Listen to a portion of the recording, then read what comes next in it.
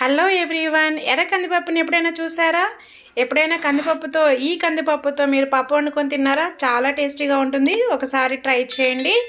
కందిపప్పును శుభ్రంగా కడిగి సొరకాయ ముక్కలు, టమాటో, పచ్చిమిర్చి వేసి 10 to 20 మినిట్స్లో ఉడికించాలి. పప్పు ఉడికిన తర్వాత కొంచెం తగినంత చింతపండు, తగినంత కారం, పసుపు, కల్లుప్పు వేసి ఉడికిన తర్వాత మెదుపుకొని పక్కన పెట్టుకోవాలి. ఈ రకంగా నేను పప్పు అయితే మెదుపుకున్నాను, పక్కన పెట్టుకున్నాను. తర్వాత తాలింపు కోసము ఆయిల్ వేసేసి 2 టేబుల్ స్పూన్ ఆయిల్, తాలింపు గింజలు, ఆనియన్, ఎండుమిర్చి, కరివేపాకు వేసి వేగిన తర్వాత పప్పు వేసుకోవడమేనండి. చూడండి, పప్పు చాలా బాగుంటుంది.